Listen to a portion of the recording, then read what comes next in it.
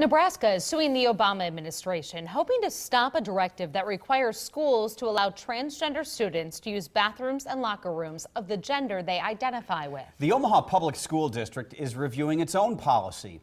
People on both sides have sharp opinions on this controversial issue. Reporter Nick Starling takes a closer look tonight.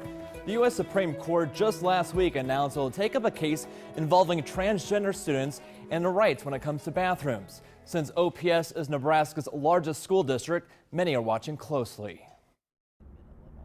Eris Kolazar is a 30-year-old transgender woman, born and raised in Indiana, but currently lives in Omaha. She didn't come out and start transitioning until later in life. I never got to be a teenage girl.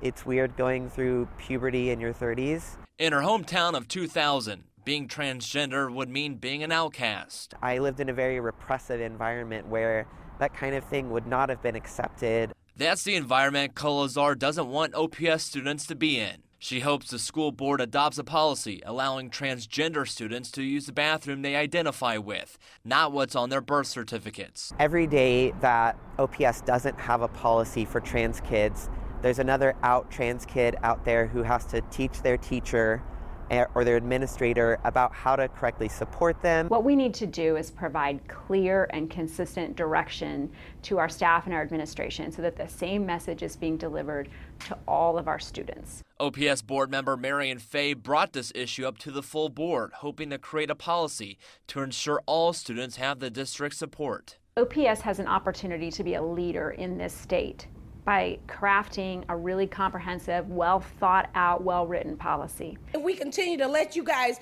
push this agenda up on our kids. I would not want Chloe going into the restroom knowing there could be boys or men in there as well. But the policy faces sharp opposition.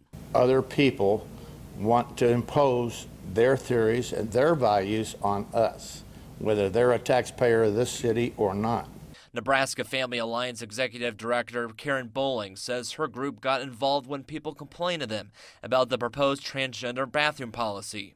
We recognize this is a very sensitive issue and we want to treat it as such. Bowling says the group wants to ensure all students have their privacy. And see if there's a way that we can provide an opportunity that gives all students a sense of safety and privacy without violating another student's privacy and safety.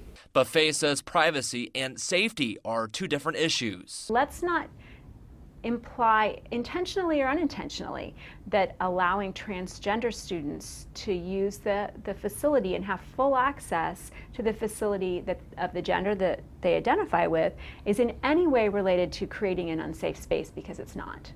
Bowling says some parents have expressed concerns over increases in sexual assault cases if this policy goes through. Any given gym day, there may be, out of 32 students, the potential that 4 have experienced sexual trauma done to them. But Kolazar isn't buying that argument. That fear is largely, completely, just has no basis in reality. Kolazar says a non-discrimination policy protecting transgender students does not go far enough to make transgender students feel supported by their school district. I want a world for trans kids where they feel safe and they feel seen and they feel supported and they feel understood by their community. Marion Fay says other districts are watching OPS before proposing their own transgender policy. The Policy Review Board is looking at this issue. A new school board will vote on whether policy is crafted. Reporting live in studio, Nick Starling, KMTV Action 3 News.